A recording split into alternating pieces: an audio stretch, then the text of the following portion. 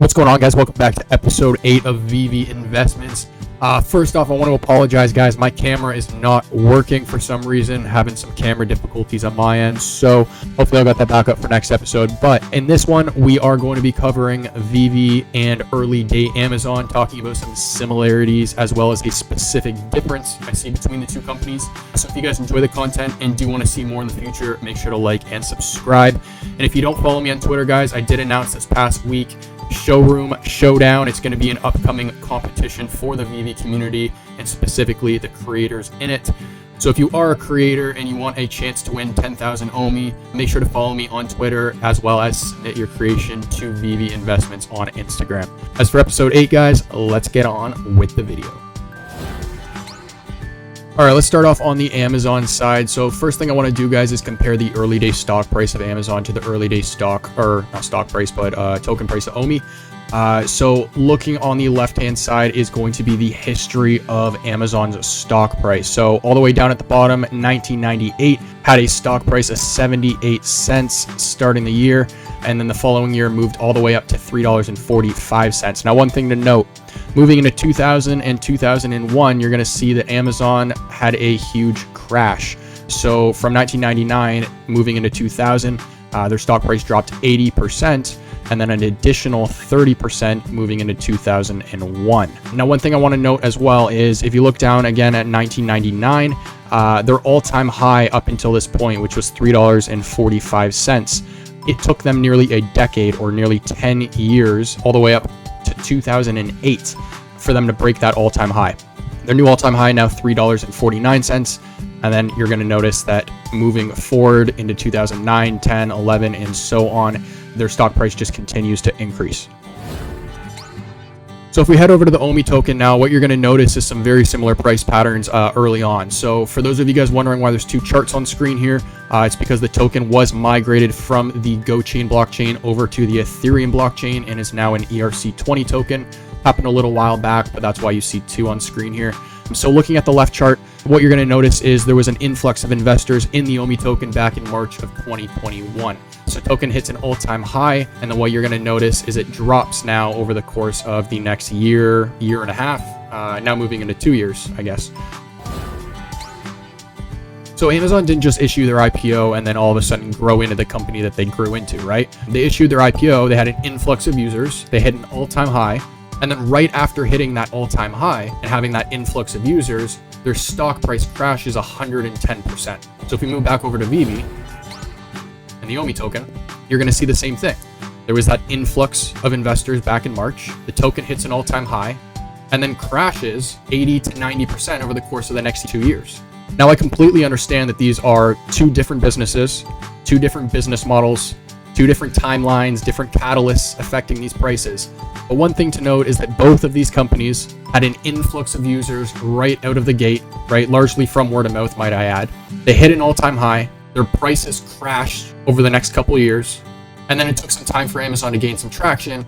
The same position that we're in as investors in the VEVE project right now. Now the team is focused on patching holes during the recession and during this bear market and really setting the business up for the best possible position for when the market regains traction and we can start seeing more and more adoption.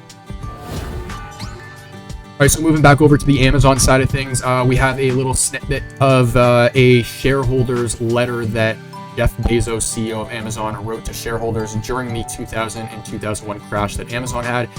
In it, he wrote, "In the short term, the stock market is a voting machine. In the long term, it's a weighing machine."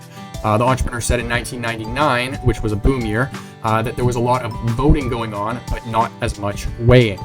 We're a company that wants to be weighed, and over time, we will be. Over the long term, all companies are. In the meantime, we have our heads down working to build a heavier and heavier company. Now, a couple things to dissect here. The second sentence, where the entrepreneur said that there was a lot of voting going on, but not as much weighing, that reminds me of the current FUD in the community. You have a lot of uneducated and beginner investors who got in early on this project who didn't fully understand the scope of the project. You even had a group of people who got in not knowing that you couldn't cash out. You have a lot of prejudgment towards VEVE at the very beginning. You have a lot of people coming in to try and make a quick buck. A lot of people who didn't do the proper due diligence behind their investment. But on top of those beginner investors, you also have a mix of uneducated investors right now who just don't fully understand business in general. And so some of the moves that VEVE are making, people are criticizing without realizing that they're smart moves. And then the second point I want to bring up here is going to be the last part, which is, we're a company that wants to be weighed, and over the time, we will be over the long term. All companies are. In the meantime, we have our heads down working to build a heavier and heavier company. That reminds me of a response that David gave during the most recent decon. He was asked a question by someone who pretty much asked him, what was the biggest lesson you've learned since starting VEVE? And David's response, in summary, was the way that we run VEVE nowadays is much different than the way that we used to. He said that the way that they used to was, the community might bring up several issues or complaints towards something, and the team would end up trying to tackle all of those issues at once and end up finding that they don't really get much done at all. What he pretty much said was the way that they run the company nowadays is, they'll still get several issues or complaints coming in, but the team needs to determine whether those issues are of, more importance than what they're currently working on. Understanding that what they're currently working on is also going to benefit the community. In terms of the whole, we have our heads down working to build a heavier and heavier company, that's pretty much what this team is doing right now, is they're focusing on patching as many holes as possible during this bear market. We have KYC, we have payout, we have MTL, and then we're also getting MCP and OUP coming up. Now, another point that I want to bring up or similarity here is that Amazon did start by selling books. For those of you guys who don't know, they started as a bookstore online. And VEVE started with one category as well, which was digital collectibles. So before I get into that, there is one difference that I want to bring up. And the reason why I'm bringing up a difference between these two companies, guys, is because I do actually think that this is a positive thing for VEVE. So what I want to talk about here is how Amazon started at the very, very beginning of the Web 2 phase, the same way that VEVE is starting at the very, very beginning of the Web 3 phase. So before I start explaining this, you guys got to understand the difference between Web 1, 2, and 3. So Web 1 is going to be, your standard web pages back in the day that were online. You could access facts, information, do your research, but you couldn't interact with the article in any way, shape, or form. You couldn't like it, you couldn't share it. It was just simply for reading purposes only. Then you had the whole Web 2 phase, which did introduce the participation and contribution, liking, sharing posts, and we're talking about all the social forums, right? Twitter, Facebook, Instagram, Discord, all of these platforms. And now we're moving into that Web 3 phase, which has a focus on decentralization, openness, and better user utility. So things like VR, AR, and you have the whole metaverse talk, right? So when you look at Amazon started at the very, very beginning of the whole Web 2 phase. They relied largely on word of mouth when they first started. And again, for those who didn't know or forgot, they started as an online bookstore, only selling books, okay, before they started adding categories. Now, the same thing on the VEVE side of things. They're starting, instead of Web 2, at the very beginning of the Web 3 phase. And just like Amazon started by selling one category, books, VEVE started by selling one category, which was digital collectibles. Now, the reason why I'm pointing out the difference between the Web 2 and Web 3, and the reason why I think this is an advantage to VEVE, is because VEVE already has the infrastructure of Web 2 in place. So picture Amazon back in the day, they didn't have social platforms. They had to rely strictly on word of mouth, and then they also had to rely on traditional forms of advertising. Whereas VEVE can leverage platforms like Instagram, Facebook, and Discord to build their brand further and to reach a broader audience at a faster rate as well. So now that the infrastructure is in place, we have these platforms, it allows a company like VEVE, who is a company focused on the digital space, to grow faster and arguably larger than companies that existed in the Web 2 era.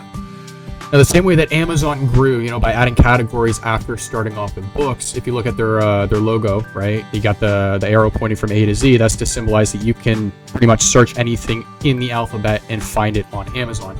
The same way that they added categories is the exact same way that VEVE can do the same to the app, right?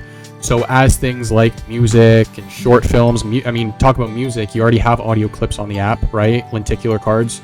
For short films, you have IP like Marvel and Disney on the app, podcasts, experiences. There's so much that still need to take their place in the NFT space. And as these, categories do, a team like VEVE has the opportunity of adding them on the platform. But I think a really big difference here to note too is that, VEVE does not have the same logistical issues that Amazon has, right? So Amazon has to figure out their whole supply chain, fulfillment centers, delivery processes, and things like that, whereas a majority of VEVE's business operations are online. All right, guys, that concludes episode 8. If you enjoyed, make sure to like and subscribe. And again, if you want to take part in this upcoming showroom showdown, still haven't announced the date, guys. I am busy writing a Medium article in the background, so keep a eye out for that on Twitter. But if you want to take part in that, submit your creation to VEVE Investments. There's some insane creations right now for this VEVE Rumble, so I'm getting really excited. Other than that, guys, make sure to tune in next week, where for our next episode, we're going to be going over some very cool and fun facts about some of the pieces that the VEVE team has dropped on the app, and from the perspective of an OG user, having been on the platform since season 1.